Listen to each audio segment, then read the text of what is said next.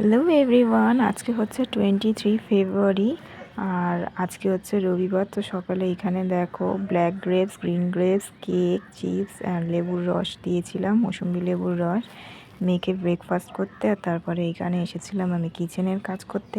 তো সমস্ত কিছু কেটে কুটে জোগাড় করে ধুয়ে ধায়ে নিয়েছি। আর এখানে দেখো আজকের রেসিপি হচ্ছে লাল শাক ভাজা করেছি, আর এইটুকুনো হয়ে গেছে, জোড়ো জোড়ো হয়ে গেছিলো। আর এখানে দেখো চিকেন, তো লাল লাল করে চিকেন করেছিলাম। তো প্রতিদিনকার খাওয়া দাওয়াটাই তোমাদের সাথে শেয়ার করি যে কি কি রান্না করছি। তো তোমরাও অতি অবশ্যই আমাকে কমেন্ট করে জানাও যে তোমাদের ঘরেও কী কী রেসিপি হয়েছে। আর তারপরে দেখো রান্না করে স্নান বান করে কিচেনের পুরো পরিষ্কার করে ভাতটা তো করে নিয়েছিলাম, দিয়ে আজকে 12:30টার মধ্যে খেতে বসে গেছিলাম। কারণ হচ্ছে যেহেতু চিকেন, তো তাই খিদেটা খুব জোরে পেয়ে গিয়েছিল। তো সব রান্না ছিল ব্যাপক সুন্দর।